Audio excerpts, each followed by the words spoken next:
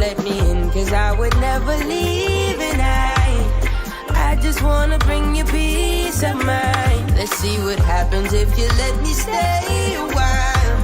What if I'm not the type to waste your time alone? Wanna spend some time alone with you.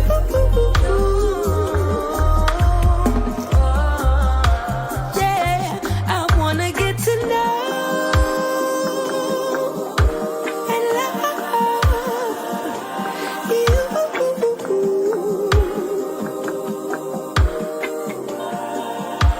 Yeah, I wanna get to know you. Wanna get to hold you. I'll do whatever I gotta do to get through. And I wanna tell you the truth. You've been on my mind. I can't help thinking about that smile. And just in case you didn't notice, I'm willing to be right there by your side. Alone, wanna spend some time alone with you. Yeah.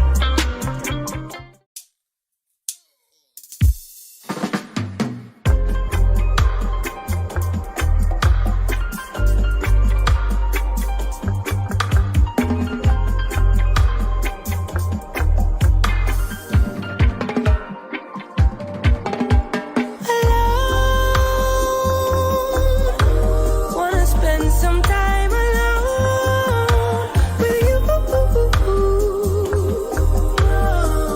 Yeah. I wanna get to know and love you.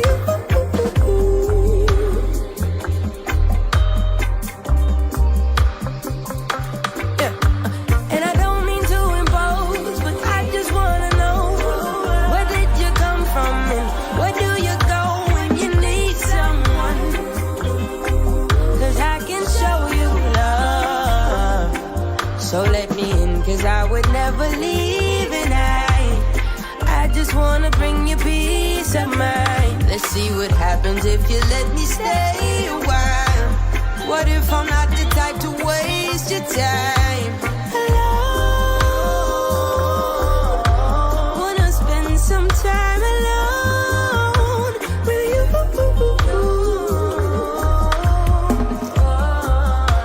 Yeah, I wanna get to know and love you.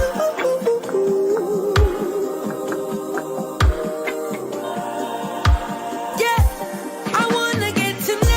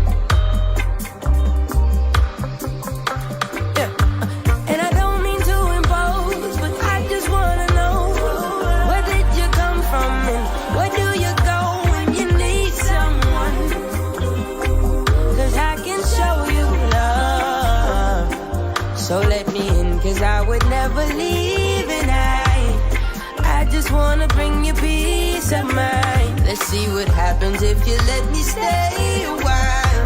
What if I'm not the type to waste your time alone? Wanna spend some time alone with you.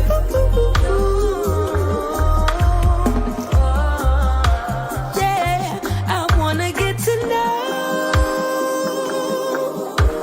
and love you.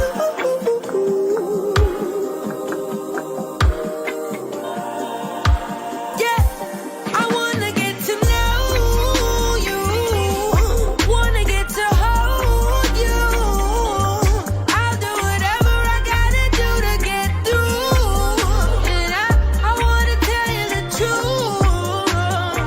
You've been on my mind. I can't help thinking about that smile. And just in case you didn't notice, I'm willing to be right there by your side. Alone, wanna spend some time alone with you. Yeah.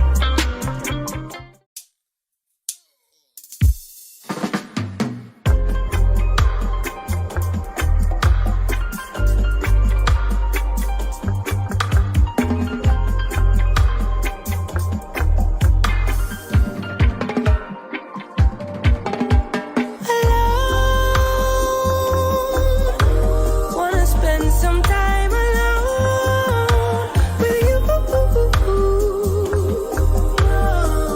Yeah. I wanna get to know and love you.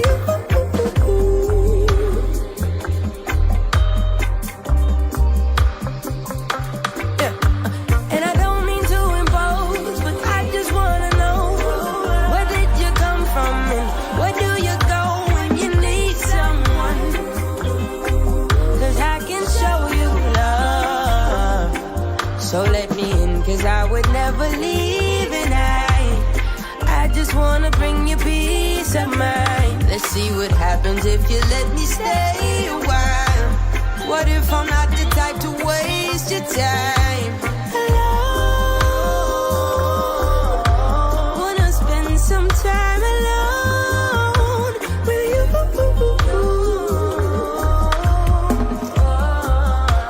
Yeah, I wanna get to know and love you.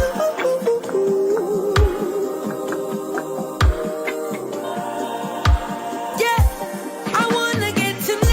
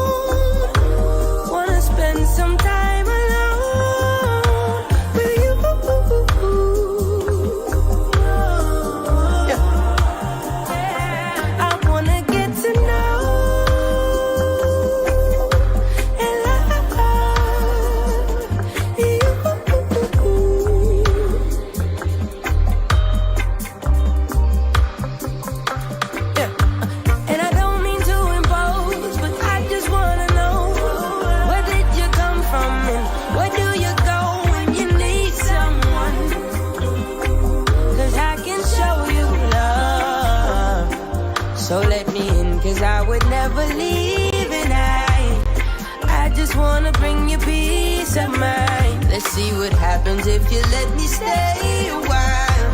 What if I'm not the type to waste your time alone? Wanna spend some time alone with you.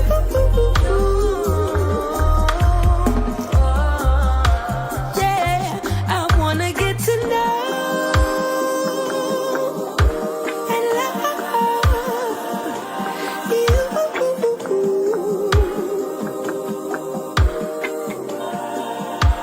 Yeah, I wanna get to know you.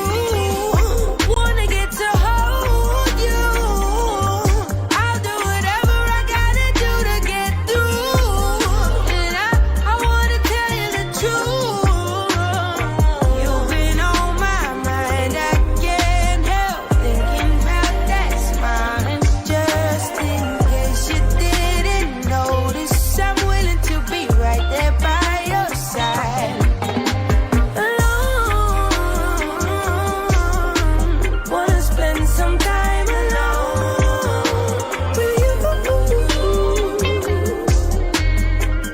Yeah. Good afternoon.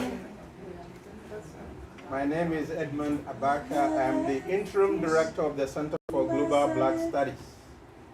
It is delightful to see everyone on this Friday evening in Miami and at the Center for Global Black Studies, a place where we have created a platform for critical scholarly engagement, collaboration, intellectual friendships among faculty, staff, students, and community partners. We encourage you to look out for our newsletter and our announcements for the rich tapestry of events that we have planned for the year. These events interrogate the global Black experience in all its various dimensions, and we invite you to be participants in those events. We are interested in intersectionality and interdisciplinarity. And on that note, let me plug in a project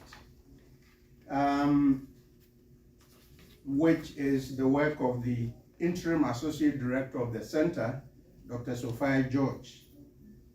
And it says, our lab studies hereditary and sporadic mutations such as BRCA in diverse populations to understand the early events of breast, ovarian, and endometrial cancer. This is cancer research. And because of our intersectionality and interdisciplinarity, we are working with colleagues at the Center at the medical campus on this research. This research is on Black populations, especially Black women in the Caribbean, in Africa, and in South Florida. And if you know any community partners or any individuals who are interested in this research, we would like to encourage them to participate. Now, this afternoon, having said all of that, let's come to the main event for the day, and let me introduce our two principal speakers for today. The first is Yoly Belizaire. Yoly Belizaire holds an MA in African Diaspora Studies from Florida International University.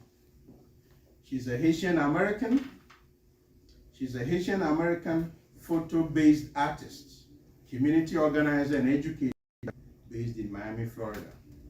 Yoly has spent the past 8 years organizing alongside everyday people in South Florida and is currently an organizer at the Miami Workers Center. She roots her creative practice in the deep soil of ethnography, blending scholarship with spirit. Through the organizing, film photography, altar installations such as this, and audio storytelling, Yoly explores ancestral and spiritual memory through the practice of Black feminist world building.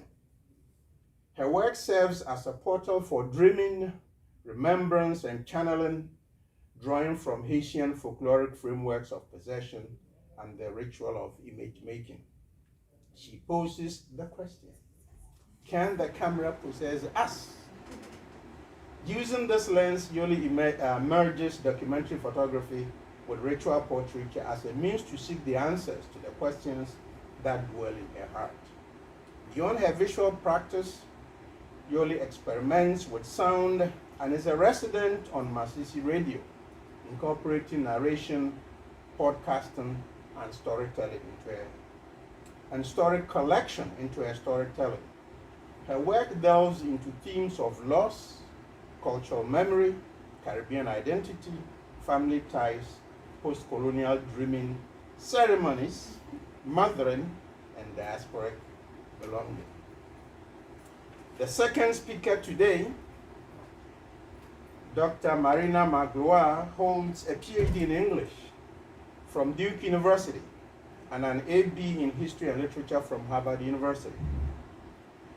And she was previously a faculty member in the English department here at the University of Miami, so she's back home. Dr. Magloire is currently Assistant Professor of English at Emory University. She is a Black feminist literary scholar who uses archives to explore questions of spirituality, memory, and community in African diasporic literature. Her areas of scholarly interest include global Black studies, Black modernisms, Third World feminist solidarities, and archival methodologies. The book that is at the center of today's convening, We Pursue Magic, A Spiritual History of Black Feminism, UNC Press 2023, explores the influence of African diasporic spiritualities in the work of Black American feminists. Dr. Magloire also published articles on Black women's writing in Small Acts, a journal of Caribbean criticism, African American Review, Meridians, Palimpsest, and other journals. Her essay on Lucille Clifton's little-known spirit writing, Some Damn Body, Black feminist embodiment in the spirit writing of Lucille Clifton, was awarded the Darwin C. Turner Award for Best Essay published in African American Review in 2022. Her second book manuscript, which is in progress, is titled The Dream is Real, The People's Afro-Surrealism. This project explores the rich tradition of popular surrealisms in the US and the Caribbean. In addition to all the academic work, Dr. Magloire is committed to public scholarship and community engagement, something which is very important to us here at the center.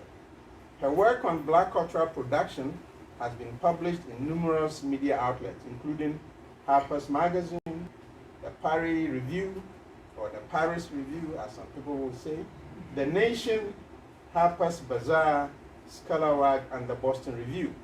She is also a co-founder of Third World Feminist School, a popular education project for South Florida workers, which was awarded an ACLS Sustaining Public Engagement Grant for 2022-2023.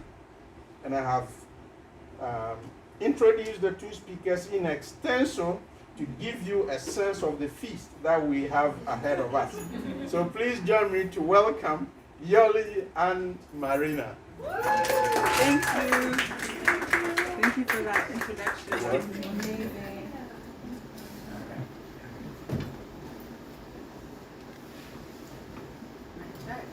Hello?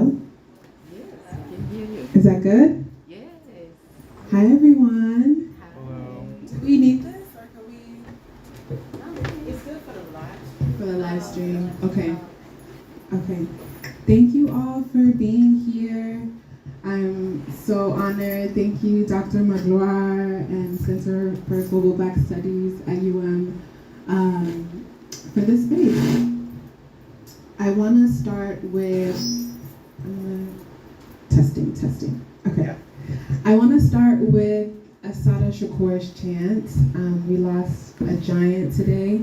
So I would like for us to stand up if you are able and willing and chant with me. You can repeat after me. It's call and response.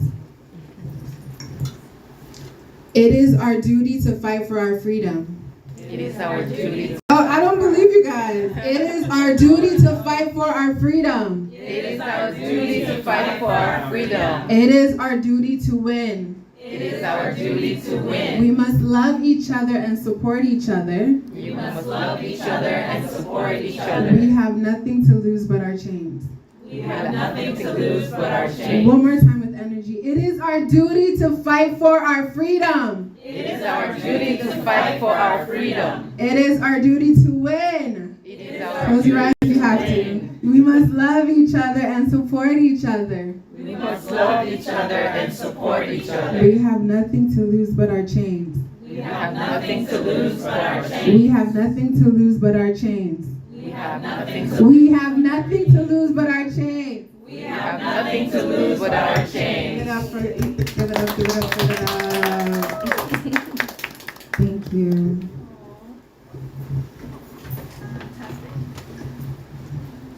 Okay, testing.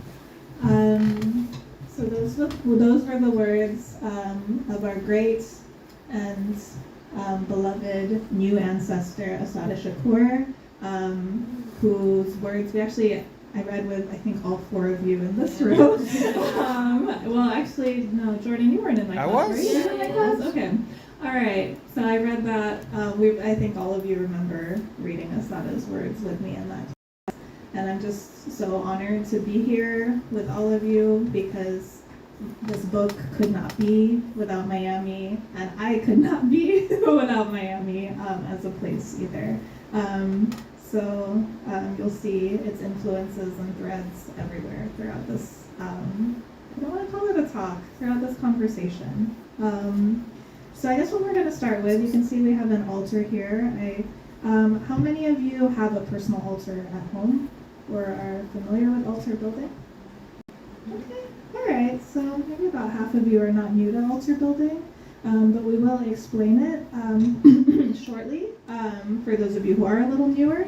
But I would like actually everybody to contribute something to the altar. So we have some Post-it notes here, and if you'd like to write the name of an ancestor that you would like to bring to the altar space, you can see Assata is already here. Yoly has already brought her. But either a personal or collective ancestor that you would like to bring into the space, and then we can get into discussion. Yeah, take a sticker.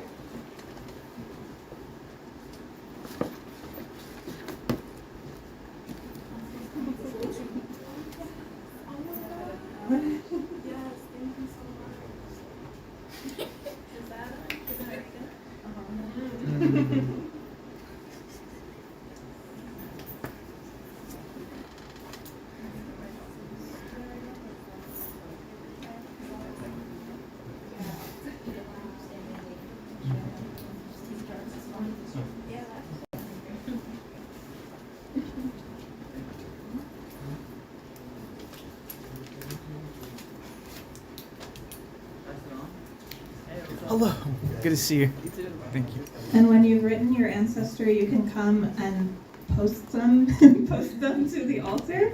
And you also have the option to offer them a libation by pouring some Florida water, this, onto the ground.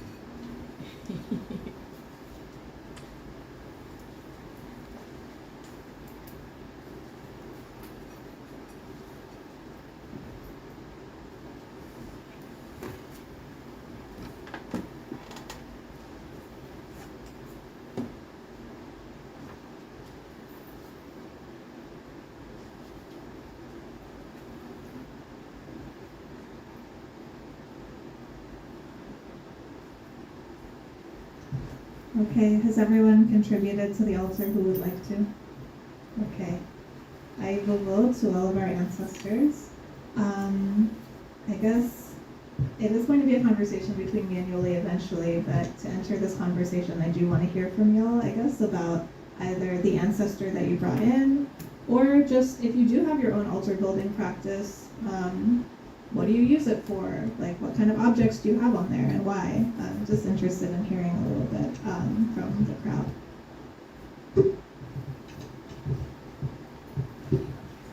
And please say your name too. I don't know quite everybody.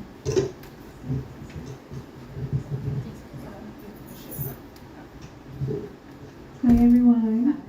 My name is Stephanie. The ancestor that I wrote on my little notepad is Yoly Belizaire. That is me, his mother, who is crossed over. I can share too.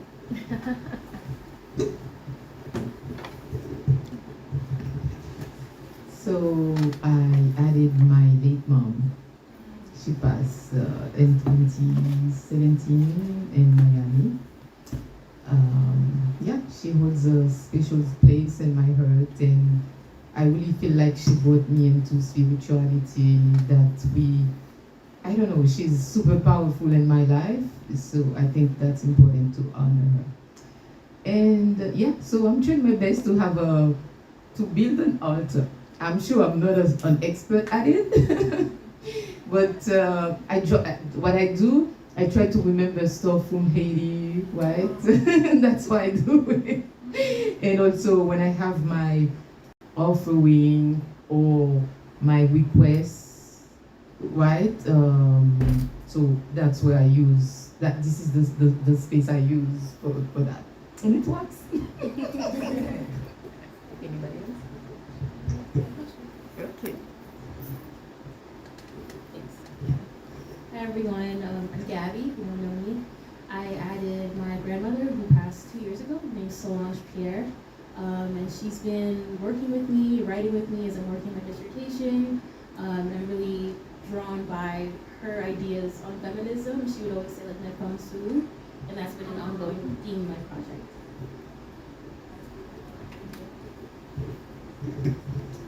So I contributed both my great-grandmothers. One who I did not know, but her presence is very big in our household. And so I feel her story in my story all the time. Miss Ella was a bad woman, my grandma used to say. Yeah, so she was like, "I'm bad like Miss Ella." That's my grandma always said that. And then my other great-grandmother who was in my life and was my first big loss and was kind of like the fabric of the other side of my family. And although I don't personally have, I guess, an official altar in my space, my grandmother definitely has one. And I sit there and look and visit often.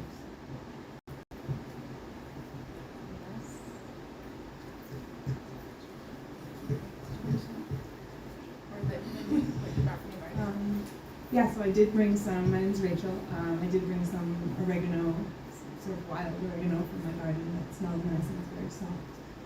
And I wrote also my grandmother, my dad's mother, and I don't have an altar here in Miami, but at my parents' house in New Hampshire is sort of the repository for the material and paper-based archive for both sides of my family. And so when my grandmother passed, she was a big part of the Christmas holiday. So I was like, we can't have Christmas without her. So I went into her jewelry box and found like pins of her. She always had colorful and sort of festive pins and small photos and her favorite Christmas ornaments, and sort of it's sort of an altar that is a pop-up altar, I guess, every holiday season in the space where all of her objects are sort of kept.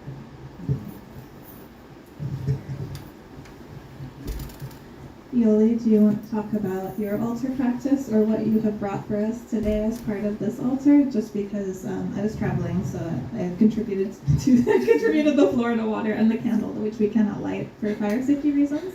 But the rest are Yoly's contributions. So I'd like to hear from you. Yes, thank you. Thank you everyone for contributing to the altar. I was thinking about Yoly Belizaire, and I've been thinking about her a lot.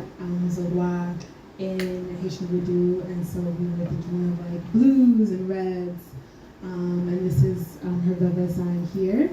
And then all of the items are like gifts that folks have given me. This has been given to me by my auntie Jeannie, who's like the matriarch of my family.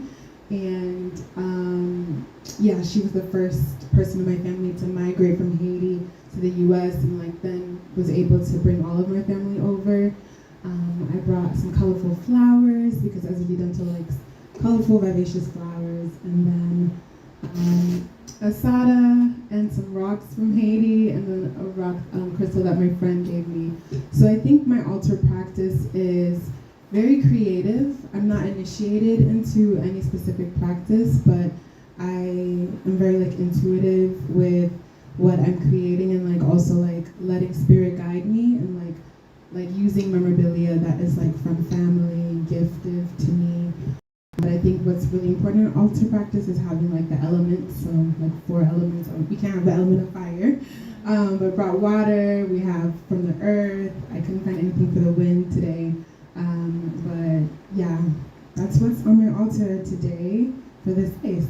And also all of your ancestors and contributions. I think the biggest part for me about altar practice is like the communal practice of it.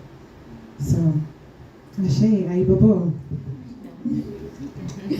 Ashe and Aibobo. I guess I'll share a little bit about my altar practice as well, just because I think it's really intimately tied to the birth of this project and the development of this project. I went to Haiti for the first time as an adult in 2015. My grandfather's from Haiti, but I would say I'm more connected maybe to my mom's side of my family, who's from Martinique. So just being in Haiti, I was just I was just so shocked, I guess, by how much the land spoke, I guess, in certain ways, and how much I could feel spirits that I had only read about, actually. So my altar building practice began immediately after I returned home to grad school in North Carolina from Haiti. I did not really know what I was doing, and I didn't really know if it was doing anything, because at first it felt symbolic, right? It just felt like I was putting objects that reminded me of things on my chimney mantelpiece, and I didn't really necessarily understand the material effects until I began getting very into archives. And archives, I would say, are probably my primary way of communicating with ancestors. The archive here, stewarded by our lovely Bea Spokan, has some really powerful material objects in it that I began working with when I started working here. But every chapter in the book is kind of anchored by an archive of a Black woman writer, because I'm sure many of you are familiar with Saidia Hartman's work on archives of slavery, where kind of the fundamental problematic is there's so many people who were enslaved where we don't know anything about their lives except for the violence that has happened to them, and even the act of recording it was an act of violence. but I am so privileged to work with consensually donated archives by Black women writers. And an archive in a certain kind of way is an altar, actually, especially when it's self-curated. People are keeping their letters. I've seen Audre Lorde's full head of locks that she cut off when she was diagnosed with cancer. That's in the Spelman archive. I've seen Toni Cade Bambara writing notes on a paper plate and keeping them for her archive. I've seen people fighting with each other, I've seen just kind of big fallings out and people fighting with each other in the archive. I've held a crystal ball. I've held, it's just the things that people choose to keep for themselves are things that we should honor them by interpreting and considering and holding. Because I think archives are very much about archives and altars are about the ancestors' desire to have influence in the physical world. It's not just symbolic, it's about making the spirit material. So I know a lot of you who have more developed altar practices might feel this, might agree, might disagree, I don't know. But I guess I just wanted to start with this activity because I wouldn't have been able to write this book without altar building as a practice. Actually, I don't think I would have understood archives in the same way, and I don't think that the kinds of narratives and stories that I was pulling out that I think I very much view as ancestors trying to tell a story through me and to me, I wouldn't have been able to do that without some kind of spiritual grounding. It's not just intellectual. So, I don't know, Yoly, I don't know if you agree or disagree. You can disagree, it's okay. No, I appreciate the way that you said you had to use the ancestors to kind of ground you. So I agree. I think I'm thinking about all the ways that I'm keeping little archives for myself and how a lot of this is archival things that I've were able to kind of source from family. So I felt that while reading your book. So thank you. So speaking of this book, the reason we're here, I wanted to get into it. We pursue our magic. I wanted to kind of start with the title. How was birthing this book, and how did you come with the idea of tying in spirituality as the through line for this book? So the title comes from Audre Lorde's essay, Poetry is Not a Luxury. And she's actually talking about poetry as the means by which we pursue our magic. But I thought that was something that I really love about the essay, Audre Lorde's work in general, and just that specific phrasing of we pursue our magic is this idea that actually magic isn't inherent to us. I started writing this book at kind of the heyday of Black Girl Magic as a hashtag. And I was rocking with it for a little bit, but then I was like, no, actually this is kind of corny and a little bit cringe. Because to me magic is not something that magic is a practice. It's something you do. And it's something you do, and it's something that you actually do have to pursue, otherwise it doesn't just rise out of you like the wellspring of, I don't know. So I guess this book really is just kind of about the challenges of actually having to do the practice of what we might call magic, what we might call spirituality. I was mostly interested in people who, like me, were interested in ancestors. So I think that kind of mirror of, Zora Neale Hurston, looking for Marie Laveau, Alice Walker, looking for Zora Neale Hurston. I've also, I know, taken some of you to Zora Neale Hurston's grave in Fort Pierce as well. This idea that people are kind of looking for something in ancestors, and what they're looking for is magic, is this ability. I think if you define magic as the ability to use to use spiritual tools to influence the physical world. I think Black women who in this country are often feeling profoundly disempowered are definitely looking for magic, and oftentimes looking for it through ancestors, because until relatively recently in the history of the world, people of African descent did pursue their magic in this way through enlisting their ancestors. So that's a bit where the title comes from.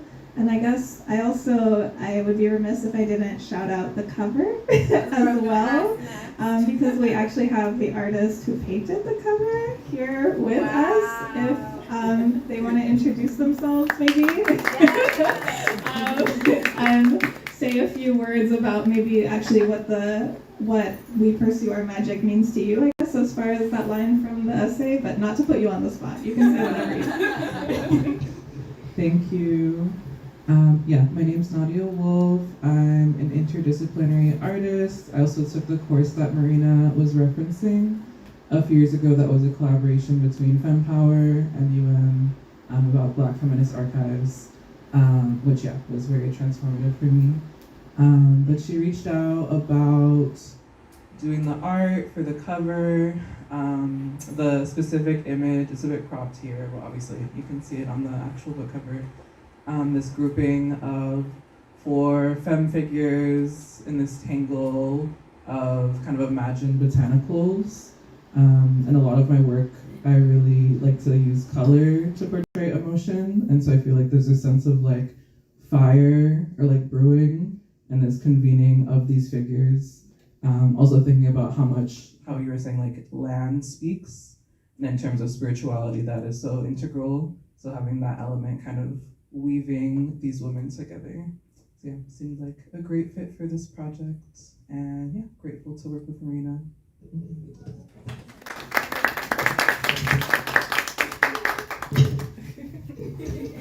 Grateful to have your cover as well, and definitely keep updated with Nadia's art. It's so beautiful, including their tattoo artwork, which I am also sporting here today. It's Florida water. It's Florida water, so that I always have it with me. Also, I guess for those of you unfamiliar with Florida water is oftentimes an ingredient. It's a cleansing ingredient in many Afro-diasporic rituals. It's mostly alcohol, so it kind of like evaporates. If you put it on your skin, it evaporates, and it kind of creates this cooling sensation. But it's just very grounding, I think, in that way. And it's just like, we are cleansing something and we are beginning anew. That's kind of what I use Florida water for, but people have different uses as well. Ashe, I love that we just plugged in Nadia. Big ups. I think this pursuit that you talked about is so clear and vivid with the archives and the women of the folks who you wrote about. And so I'm really curious about Haitian voodoo for you. You talked about it here, and I'm going to quote it. It is a new world relationship with the longed for and lacunar memory of Africa and the less distant relatives crushed in the machinery of racial capital in the Americas. Voodoo derives its power not from inability to sing a diasporic song in the present. And I wanted to ask you, what inspired you to really tie in Haitian voodoo? I think especially in the US, voodoo can be very sensationalized and portrayed in a certain light. And so I'm curious about, what was your longing and desire? Yeah, thank you so much for that question. It's so juicy. So I think those of you who are more familiar with Afro-diasporic practice in the U.S. might notice that that Haitian voodoo is a lot less common or popularly practiced amongst American practitioners than Ifa, for example. Than these traditions that are derived specifically from Yoruba traditions in the U.S. That are derived specifically from Yoruba traditions, and are kind of maybe more present in Cuba, in Brazil, etc. So their spirits, called the Orishas, are definitely, I think, more, for some reason, more. Ooh, I think. Oh, okay.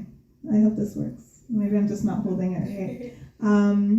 So the Orishas tend to be, I think, more palatable for some reason to American audiences, which, I don't know, maybe in the Q&A we can talk about some of that. I know some of you are actually scholars of this and maybe might have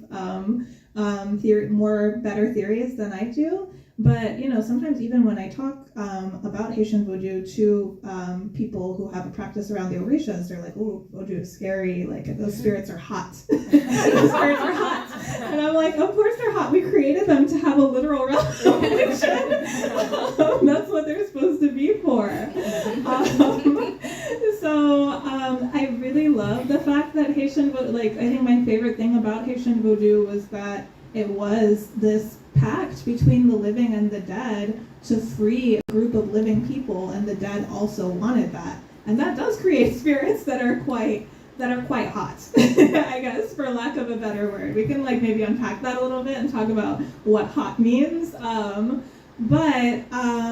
I think the complexity of the fact that Vodou is very honest about the fact that it's not, that it was created and born out of blood and revolution.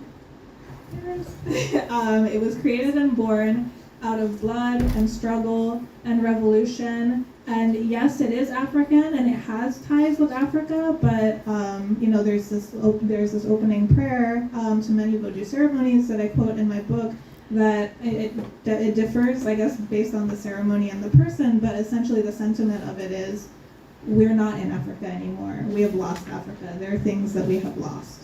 So I think this desire to return to Africa as a place of kind of uncomplicated, unalienated being. Obviously, life in Africa was not and is not like that. But I do, people in the Americas who have slavery in their bloodlines, who are living in countries that hate them. Of course they want to imagine something different. Of course they want to imagine a time before that. But I think we can't really dwell in a time before that. I think we have to be honest about the pain that actually has shaped us. And I feel like Vodou spirituality is a spirituality that does that. And that's why I'm so drawn to it. I love that.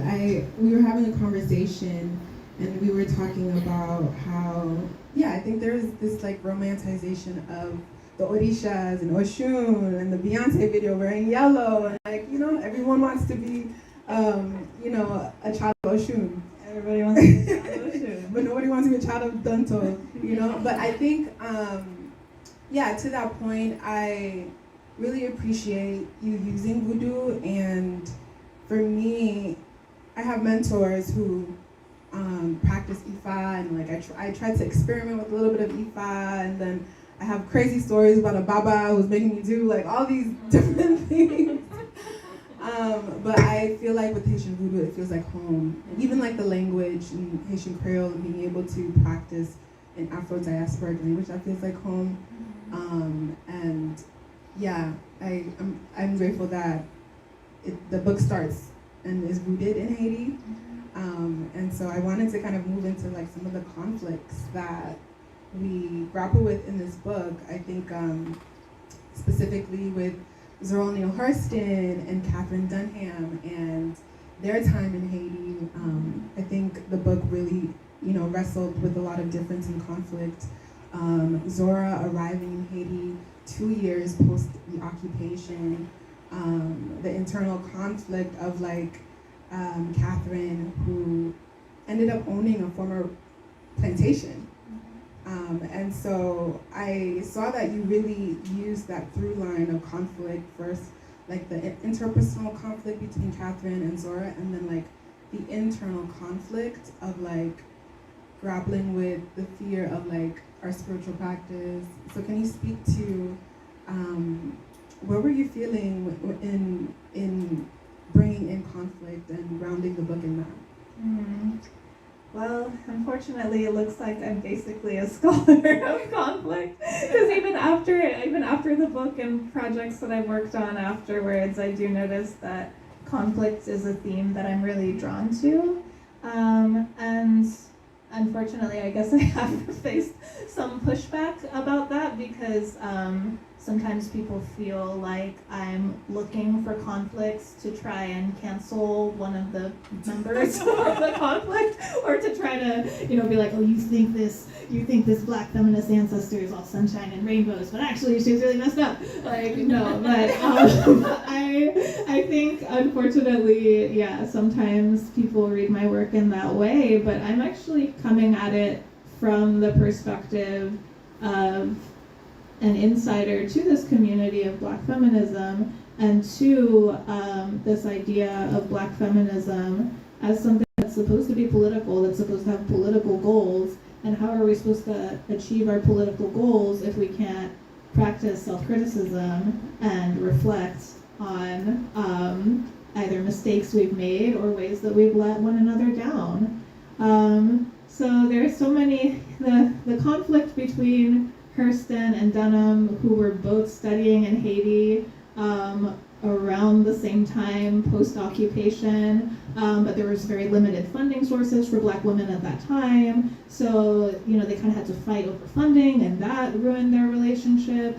And then, Hurston was a little bit more financially precarious, actually, and, so she says she kind of praises the U.S. occupation in her book, in her ethnography of Haiti, Tell My Horse, in ways that I find very uncomfortable, but at the same time, these, it's kind of about the funding streams. Because she is very afraid for her livelihood, I think there are certain political statements that she doesn't make.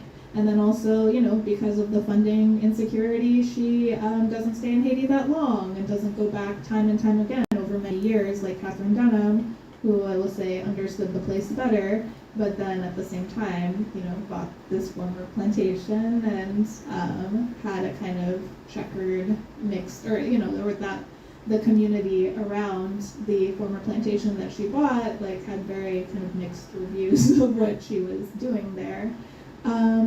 So I say all this not to cancel either of them, but to humanize them, because I think any of us coming from this space of America and going to Haiti, going to any place outside of the U.S. that has suffered colonization, we are unwittingly going to be scripted into these power dynamics that we might not have chosen for ourselves, but they were pre-chosen for us, and we are going to have to deal with that. So, I know many of you might have had the experience, not many of you, some of you might have had the experience of going to Haiti and being called blanc, even if you are a black person, and blanc literally means white, right? And I know this kind of exists in other diaspora spaces as well too, just people in diaspora being called white or being, differentiated from the people who are living under neocolonialism or active colonialism. And I know some people are very offended by that, but I feel like it's honest. It's yeah, we actually do have very different material conditions. You can call me blanc if you want. I don't know. Have you had that? Have you had that experience, Yoly? I have. When I go to Haiti, I'm called blanc, I'm called white, and it's humanizing. It's yeah, I'm actually a foreigner, but it's also these contradictions live within you, because here you feel okay, well, I'm not really from here. I grew up, Haitian Creole was my first language, so I'm not from here. But then the contradiction of going to Haiti, and they're like, oh, you're not from here either. So it's where do we belong, and that yearning for diaspora, that yearning for home. So. Yeah, that's a good, where do we belong is the question. And, I'm not sure I entirely know the answer, but I don't think we should let our desire to belong, get in the way of nuance, I guess, when we're engaging with people who have very different lives than us. I think another part of Audre Lorde's scholarship that I really love is the fact that so much of her writing is about difference and about how we shouldn't be afraid of difference, how difference shouldn't be the enemy, etc., etc., etc. And I think we have to take that really seriously, even amongst Black women. Like, we're maybe thinking of ourselves all as Black women and having some kind of commonality there. But you can parse all of our differences so finely, and it doesn't mean we're not all Black women and that we don't have things in common, but we shouldn't paper over the differences in the name of belonging. Ashe, that's a word, thank you. Pass the collection plate. So I think you humanize them, right? And a question that I had for you, the second question about the conflict is, what are the conflicts and contradictions that live within you? You know, I'm gonna ask you that question back after I get done talking. That is such a great question. I mean, I think definitely, I definitely have some internal conflicts and contradictions about just not necessarily having been raised in my own culture, not having been raised with my own people. Those of you who know me a little better might know that I grew up in rural Oregon.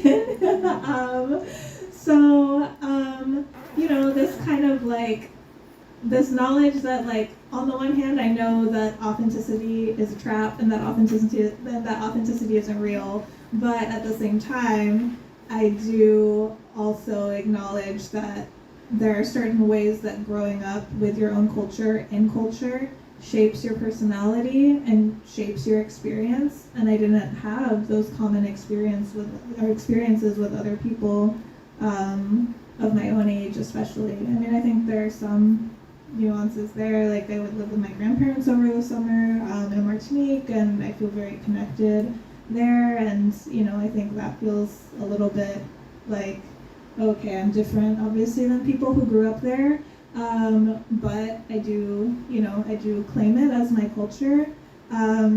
So I do feel like a lot of my contradictions are just like you said about that, like, wound of not belonging in the place you actually grew up in, but then also not belonging in the culture that you claim as your own. And yeah, just kind of having to reckon with that difference in a way that isn't like, woe is me, diaspora girl problems, I think difference is something that we can work through, and difference is generative, but difference can also be really painful. What about you? I wrote this question, I was like, oh, this is such a good question, but I was not prepared to answer. The contradictions. Yeah, I feel the dance between where do I belong. I think also growing up like in a religious upbringing and then kind of like shedding that to really embrace spirituality that feels more resonant to me, I think is a conflict. And I think queerness in relation to all the things, the conflict and contradiction. I think a lot about like when I travel back home to Haiti, and then like there's a lot of grief there that is so layered, and then like understanding my family and like the grief that they hold, because one of my aunties is still in Haiti, and so my auntie Jeannie, who brought everyone over, I feel like there's a grief of like, oh, I wasn't able to bring her over, and like sitting with that heaviness of like when I'm home in Haiti, you can feel that she feels left behind. And so there's lots of conflicts that I'm like, okay, what's mine to hold, what's not to hold, but yeah, they all dance with each other. Yeah. Dance is such a good way to put it. And that does remind me, actually, there's a really great anecdote that I write about, I think in the first chapter of my book, from Catherine Dunham's book, Island Possessed, which everybody should read if you haven't read it. But there's this moment where, Catherine Dunham is a Black American person, she's a dancer, and she is a child of she is initiated into voodoo, and she's a child of the spirit Dombala, who's a snake. And so there's this part of a ceremony where, like people are doing Jean Val's dance, and people are also being possessed and like writhing around on the floor as snakes do, you know, just kind of being a snake on the floor. And she just feels this pressure she's like, oh, like, if I don't get possessed, they're gonna think that I'm like not serious about this. But if I am, but I'm afraid of being possessed. I don't want to writhe around on the floor like a snake.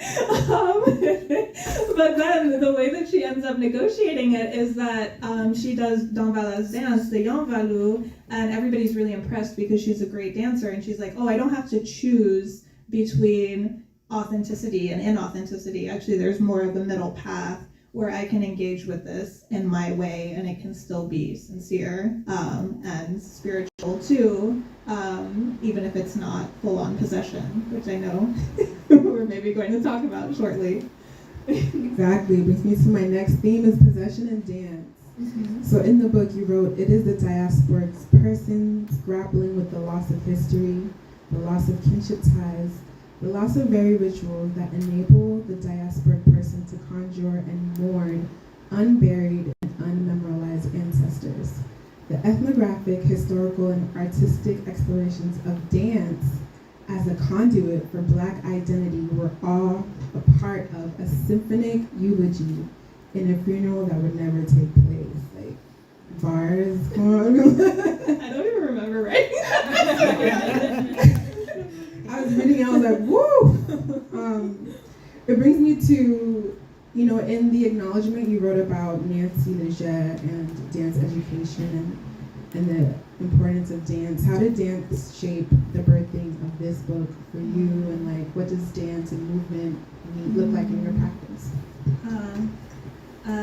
That's such a lovely question. I did shout out Nancy Saint-Léger in my acknowledgements because I would go to her dance class at Little Haiti Cultural Center every Saturday. I see now it's on Fridays at 5 to 7. Yeah. No, okay, so I'm not going to be able to go this time. I thought it was at the old time, but yeah, I mean, I think if I'm going to be very serious about archives as an embodied practice, about the material presence of ancestors, etc., etc., etc., I can't just write a book and leave it at that. Even if my embodiment is not something that I'm going to be able to capture in words, I still need to live it. I still need to live it, even if there's not really some tangible, like, you know, I'm not a dancer, I don't really write about, you know, I don't really write about myself really ever, or any kind of physical practice that I do. But I still think, just for intangible reasons, my scholarship and my spirituality are not the same without it. You know, we are all living in bodies, and that's very easy to forget in university spaces sometimes, and that's really easy to forget when you're writing a book. I do also just feel like dance in general is just a really sacred way that spirits speak to. I just think it's so poetic that in Haitian Vodou, spirits need human bodies to speak. That's why possession happens, so that a spirit can say what it has to say, but it needs you, it needs your embodiment, and it needs your living presence. And I just feel like that's so poetic. That's so much how I view what I'm doing in archives as well. I think spirits are just trying to speak in the way that they can, but they need the material because they influence the material. And I think I started to realize this even before that Haiti trip and my altar work and things that I was talking about, because when I was in grad school, I got really into studying the Harlem Renaissance. My dissertation was on the Harlem Renaissance, and just almost every single Harlem Renaissance novel, essay, you know, like, it's just a poem, like, there's so many different, across genres, there's always some kind of dance scene where people are like, oh my god, I was just like on the dance floor, and then I had this experience that's kind of unexplainable by word, that's unexplainable with words, and I know I was in Harlem, but it felt like I was in Africa. Like, there are just all of these meditations on dance as a way to kind of transport people mentally and temporally. And I realized like, I guess how I got on the train of like Haitian spirituality was that I realized that people were, that Black Americans having these dance experiences in clubs were actually writing about dance in these ways that mirrored possession because the US was occupying Haiti at the time. And so these narratives about possession that, like, you know, were maybe being relayed by American Marines who didn't really understand what was going on, you know, they were kind of entering the American consciousness. And, you know, in the 1920s, there was this idea that, like, okay, maybe there is some kind of, like, core, there's a spiritual core to Black people that across the diaspora, that makes people across the diaspora, I guess, particularly subject or suspect to possession. We can talk about that. I don't know if I like necessarily subscribe to that school of thought, but in the 1920s, people were really exploring that. They were like, oh, you know, even if I am a Black American who grew up in the South or grew up in Harlem, maybe I can have the same kind of spiritual experience of possession through music and through dance that people in Haiti do, or that people in different African and Caribbean cultures do. So that's, I think, also like a kind of that was kind of in some ways the genesis of the project, is just really resonating with those descriptions of dance, because sometimes I feel it too when I'm on the dance floor. It's just some of these texts, like Nella Larson's Quicksand, Claude McKay's Home to Harlem, Zora Neale Hurston's essay, How It Feels to Be Colored Me. They all have these dance sequences that are just like some of the most beautiful writing you'll ever read about dance, because they are kind of viewing it as a spiritually transporting and temporally transporting experience. Ashe, I do think the dance floor is a very spiritual place. I'm curious for you, in your practice, what are ways possession shows up within you? Maybe channeling, or have you ever had that? Like, if you can share more about that experience. I don't know if I've ever had the experience. Maybe I've had the experience in the way Catherine Dubs had the experience where she was like, "Oh, I'm too scared to really do it," but I don't want to, you know, be judged by people who are doing it. You know, I think finding that middle path for me has I think the archives have helped me find that middle path where I'm not an initiate. I'm not part of a spiritual community. I wouldn't feel comfortable exploring possession outside of community. I think those are things that are really meant to be done with other people who know what they're doing and who have experience with like aftercare for possession. So I don't personally want to experiment with it outside of community. I think as an individual in the archives, like I definitely have just like just physical sensations, like my scalp prickling, or you know, my hand getting really hot, or you know, like I don't know, they're just like there are physical sensations in the archive that I do really try to listen to, and yeah, I mean, I think I have this deck of cards that I've been working with for 10 years. That's kind of a Haitian Vodou deck, and there's a possession card that, oh, I wish I should have brought it for the altar. But the possession card looks very scary, but the meaning of the card in the deck is just doing something out of your comfort zone and not being too attached to what you think your personality or yourself is, because you're something more than that, you're something beyond that, and possession helps you tap into the thing that you are that's more than all of these little habits and personality traits that you're attached to and that you think it would be embarrassing to abandon if you get possessed or something.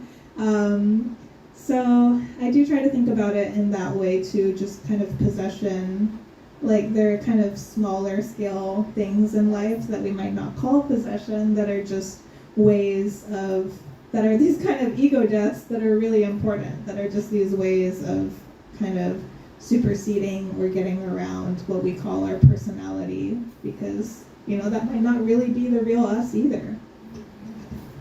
I'm sitting with that. Thank you for that. yeah, I resonate with like what you shared about small versions of like possession, like in the day to day. I think like when we think of possession, we think of like something like super dramatic that has to happen. And I love the way you wrote about how Lucille Clifton and like when she was channeling and doing spirit writing, how it felt more like emerging of spirits and not like this full abandonment. And you mentioned how Catherine, like it takes surrender and able to like move yourself out the way so spirit can come through. Can you talk a little bit about spirit writing and channeling? I really loved the way you shared about Lucille, and here you wrote a body already accustomed to being shared with children through labor and history without losing itself. I love the way that that's depicted, like especially as Black femmes, like we are used to sharing our bodies already, and so of course there's no hesitation in sharing it with the spirit or with ancestors who want to come through and share something with us. So yeah, I'm curious to hear more about spirit writing and channeling. Yeah, thank you. That's a really beautiful interpretation of my beloved Lucille Clifton, who, for those of you who don't know, was an African-American poet who died in 2010. She's a very famous poet. Her poems are very short, so they're very easy to memorize because she had 6 kids and she didn't have a lot of time to fit her writing in. So she said that's why her poems are too short. But I also think like just they were intentionally so short because she meant for them to be shared by everybody. It's kind of a democratizing move. So her most famous poem, I can just go ahead and tell it to you because it's so short. Her most famous poem it's called Won't You Celebrate With Me? It goes, won't you celebrate with me what I have made into a kind of life? I had no model, born in Babylon, both non-white and woman. Who did I see to be except myself? I made it up, here on this bridge between starshine and clay, my one hand holding tight my other hand. Come celebrate with me that every day something has tried to kill me and has failed. I love to bring Lucille into the space. She, I think, is, I think she might be one of my most powerful literary ancestors. And to be honest, I took the job that I have now at Emory because they have her archives. And her archives are very special because in addition to having drafts of her poems and the usual things you have in archives, Lucille Clifton was actually a very gifted spirit communicator who communicated with spirits. Like she started out with a Ouija board, and the Ouija board was like, this is your mom. And then she started doing automatic writing, which is basically you just write in cursive and kind of tap into your subconscious and write whatever words come to you. So she started doing automatic writing, and then like public historical figures would talk to her, like Jesus or Billie Holiday and things like that.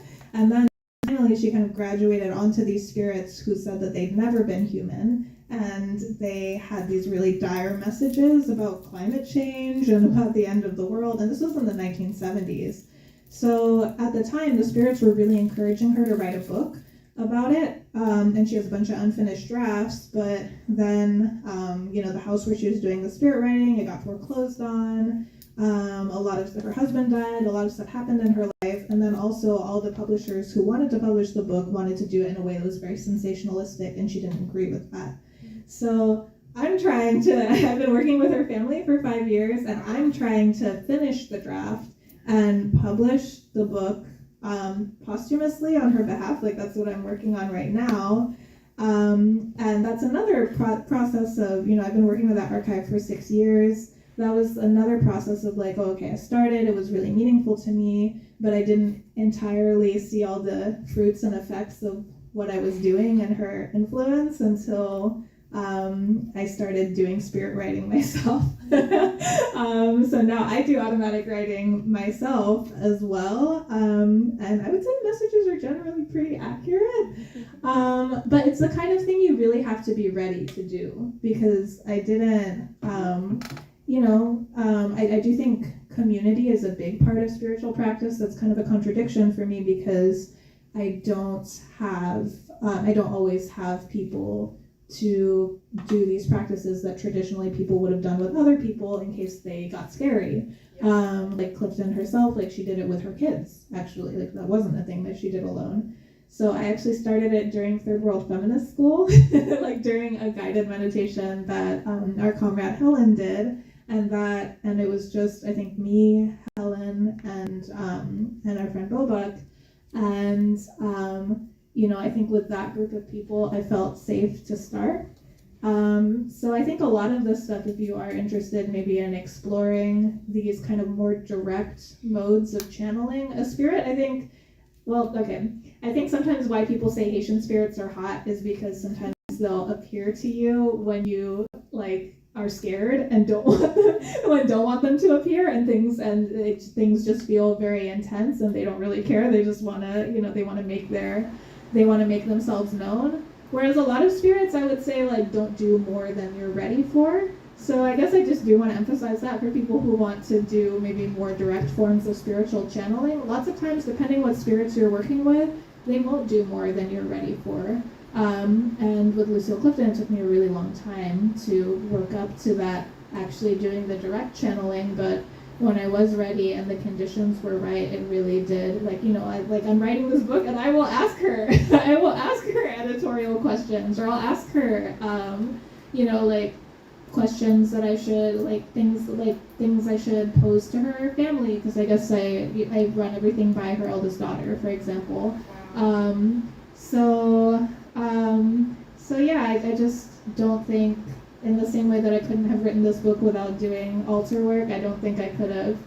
I couldn't do the Lucille Clifton Archives book that I'm doing now without actually doing the spirit writing that she was doing. But yeah, it's taken 6 years, or it took, I guess 4 years for me to even be ready to do that. So sometimes things take also a little longer than you might think, and that's okay. You don't have to be immediately ready to go talk to a ghost or something. It doesn't it doesn't have to be like that.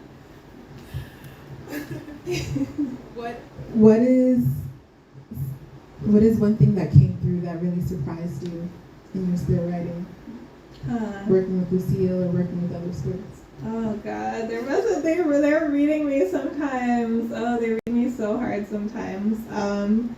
The other day, this isn't the most surprising thing ever, but one thing I will say, I took my students to Lucille Clifton's archive last week, and I was making them do automatic writing too, not in a spiritual channeling way, just tap into your subconscious. They were so resistant to it. They did not want to tap into their subconsciouses at all. Or they feel like you need a little bit more practice to do it, or they just wanted to do it right. And I'm like, it's not about doing it right. So I tried to model it for them, but I just got this message that was really such a read, because it told me, what did it tell me? It was sometimes when you're going through something, it feels excruciating, but it's oftentimes easier than what you have suffered, so enjoy it. Which was, and I just scribbled that in cursive in the archive, with my students, just to kind of model for them, what automatic writing could look like. But it was a real message. It was a real message from Lucille, because I think I was, just feeling just feeling down and stressed with the semester and things like that. So they definitely read me, but I feel like maybe for me, a growth area, I haven't yet kind of tapped into the asking historical figures things, or things about global events, all of that kind of responsibility around climate change and apocalypse and what happened in Atlantis and what happened in Egypt, that Clifton did. I'm not ready for that yet. Maybe I will be ready for that, but if the spirits are going to give me a message about global apocalypse, and expect me to do something about it, that feels like a very heavy responsibility.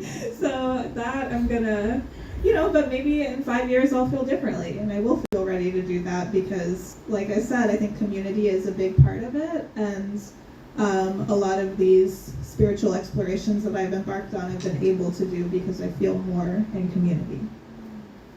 I love that. I think yeah, it took you 4 years to feel ready to embark on channeling in that way. I'm really thinking about how fear is like so imposed on us here, that we fear ourselves, we fear the laws, we fear like what's mystical and supernatural when it's natural to us, you know?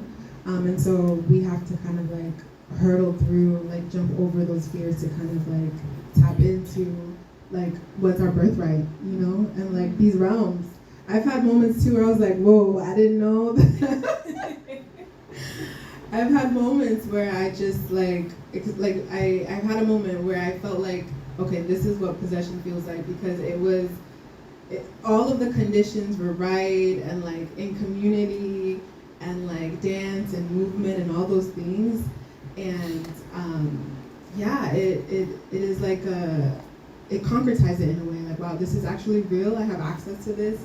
Because I think oftentimes we think of like, oh, I have to go to the Baba and I have to go to the priestess to experience something supernatural, when there's this inner world that's already inside of you, you know, and you just have to hurdle through the fear. So thank you for talking about that. Can I ask you a reverse question? Yeah. Is possession something you would like to experience someday, and why, if so? I'm inspired by it. I think that I have this one story. I'll share the story. I was at Tap Tap, which is a Haitian party curated by DJ Bullet, and it's a fusion of like Haitian music and Afro-Caribbean music. And I was also with like other priestesses and other mystical people, and some initiated, some not.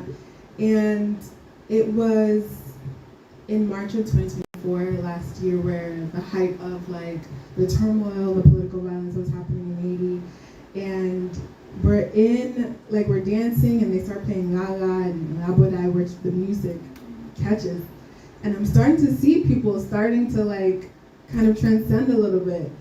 And then in that moment, I felt part of my spirit like merge and make space, and I kind of felt like, it's so hard to describe, but I felt like I flipped the channel, and then I saw lineages of people. It wasn't just the people in the room, but all of the people that came behind them.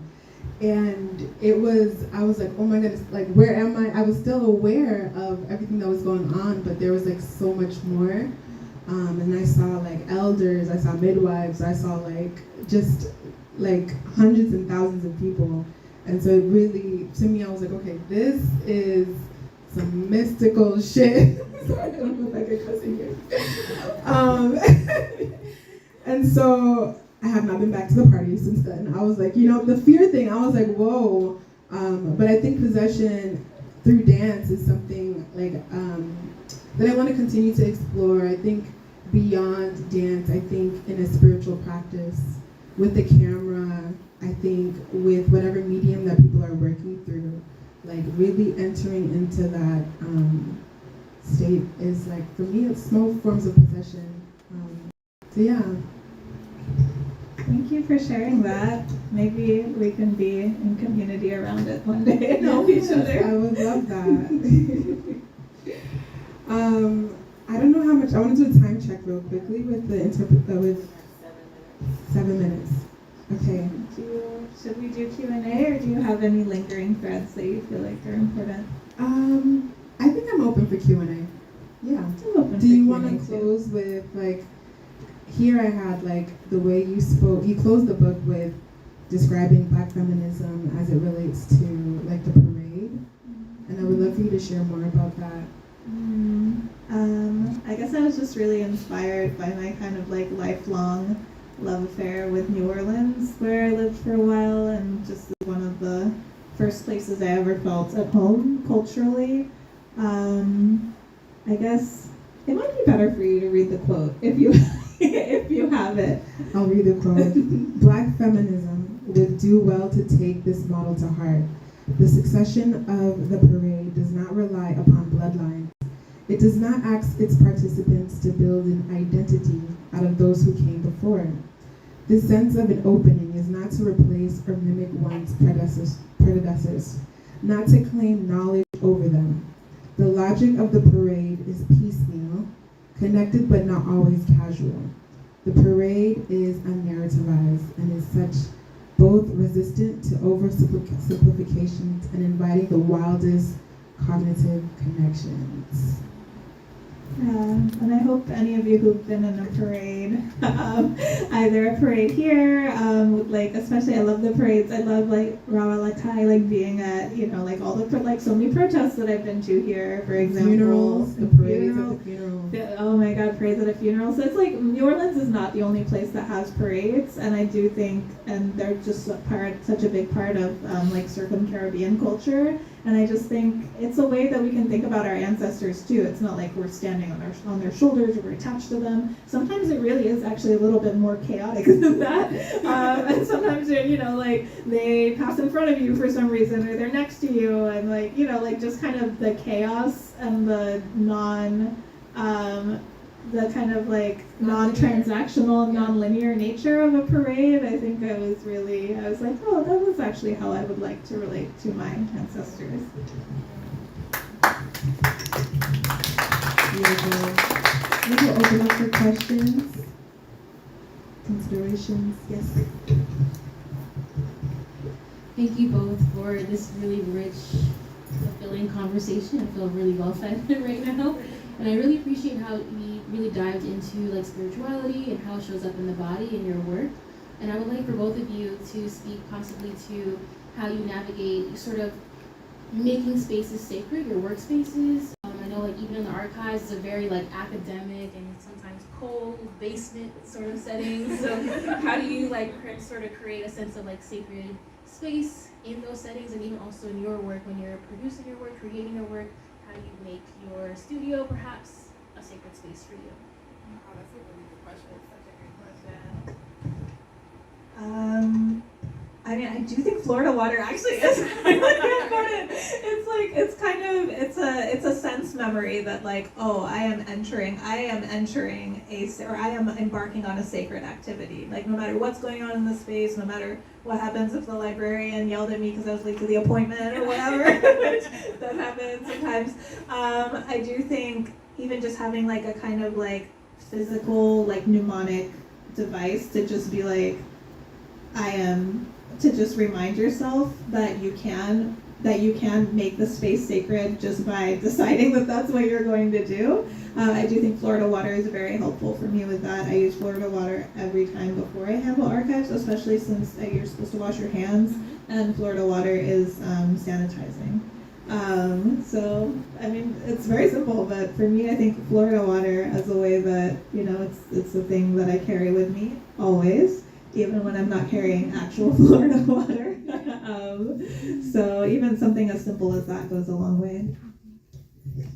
Yeah, I'm thinking about an altar practice. There's been shoots that I've made with friends, like some photo shoots and some images that we created together, and we would always create, it doesn't have to be something huge, but we would like create a small little makeshift altar, because I really do think the act of creating is very spiritual.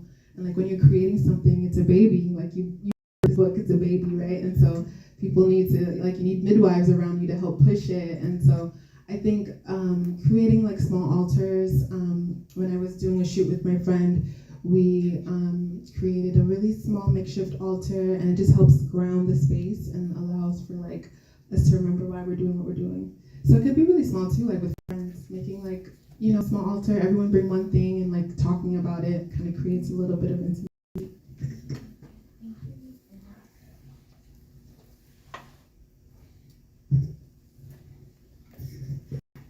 So I am so happy to hear everything about your book, and in particular when you talked about dance and spirituality. So coming from the English Caribbean and also I guess French Creole Caribbean, where most of us are Christian, yet we practice carnival, and for me, it is my practice of freedom, of being free, of being with my ancestors, the drums, being in costume, like literally, I'm talking about it now and I'm feeling like already lightened.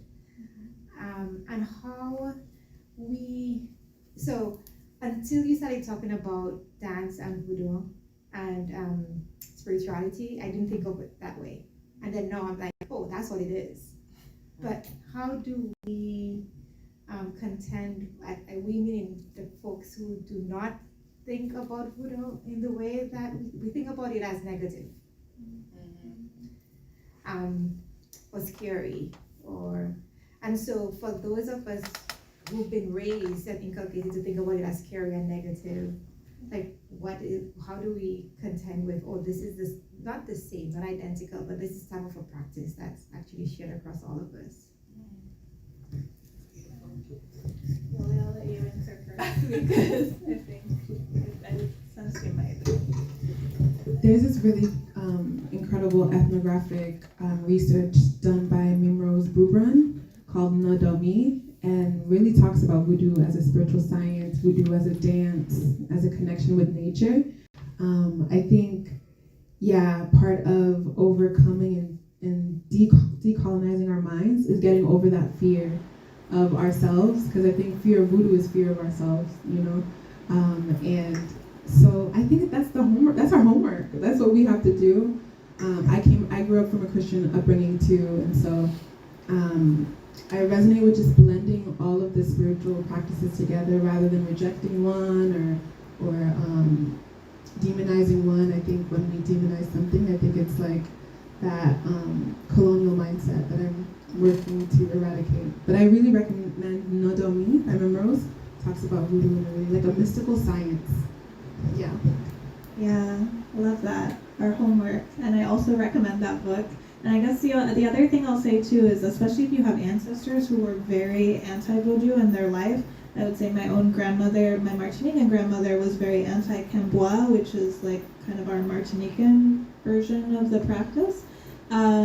And she like forbade me to go to this beach by our house because people would practice Cambois there, and I went for the first time this summer, and it was very healing to go, because I was like, I just felt that, like even if ancestors in life like don't like a thing or understand a thing, they have access to more information on the other side, I think, and I didn't feel that she was angry that I had gone. It felt like I had like integrated or synthesized something, especially since the reason why people do Cambois at that beach is because there's this huge mapu tree, I guess as you call it in Haiti, and in Martinique it's called the fromager, this like beautiful, sacred, it's still cotton tree, I think, in Anglophone Caribbean. It's like this beautiful tree with these serpentine roots. It feels so sacred, but it also looks very scary because its roots look like snakes.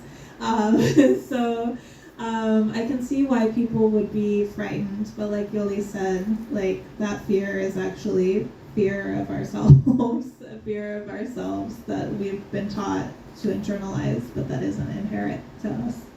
Any last question from the other side? Okay. All right. I was tempted to be quiet, but this is like my favorite area. So I'm also a dance studies scholar. That's my background, one of my backgrounds, and I was a dancer for many years. I do have a story because one of the first dances I had to perform was Yambaloo, and the experience of internalizing that, because it was a very challenging piece at the time to perform, but I could actually hear the drums talking. That's what guided me through the whole performance. And it took me all day to get that performance together. I'm gonna tell you, it was a whole fight, but to have that experience, and then that night was beyond the performance. It was like I brought that energy with me. And that kind of like opened up this whole experience for spirituality for me. I don't know if I have Haitian ancestors, but as a spiritualist, they're always there. I'm always being, that connection is always there. And even though my main practice is dealing with the Orishas, the Haitian, and all of them, we call New World practices now, are always here. And they're always united in a way to help inform one or the other. And my thesis work dealt with the blues aesthetic and how that's internalized and a form of surviving Africanisms from the Yoruba and I guess a little bit of Yoruba and then parts of the people from the Benin of the Gelede tradition. And this idea of masking is something that was brought over because these were ways that we protected the very cultures and the things that we wanted to preserve. And so we found other ways, and blues became that channel from the African American thread to help kind of preserve that in a way. And so I talk about the ways that it's performed even among the modern ballet classical themes, that this still survived in its own way. And today, dancers, whether it's within the European context, they're still providing that aesthetic. So speaking towards the African diaspora of all of us and how we preserve these ways and channel and invoke, provoke, and possess. I think it's always going to be about how we bring together, which I like. This is that part of the theme that you talk about, Yoly, as well as you, Marina, about that way of how we bring together these ideas and how they help inform one another so that we can preserve the histories and that there is communal memory continuing to, what's the word? Provide a continuum for the next generation, one after the other. So that was my contribution. Thank you. What a way to end the evening. But before any applause, I want to recognize 3 colleagues who are here. First is Dr. Sophia George, the interim associate director of the center and the principal investigator of the project that I told you about, the cancer research on Black women across the diaspora. Kate Ramsey.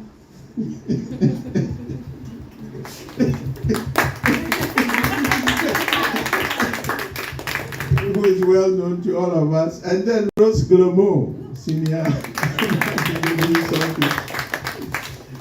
So this is exactly what this place is for us to talk about the Black experience in all its dimensions.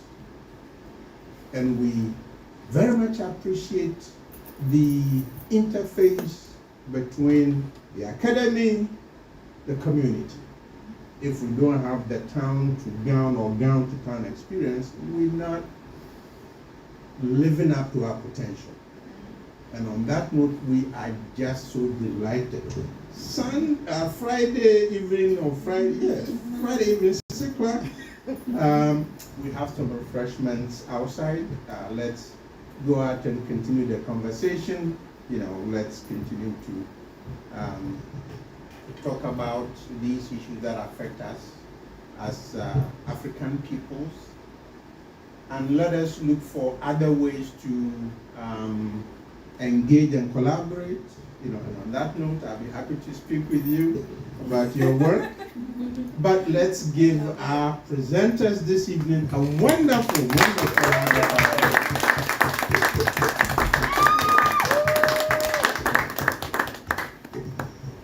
This is lovely, and let us go out there and have fun and engage with one another.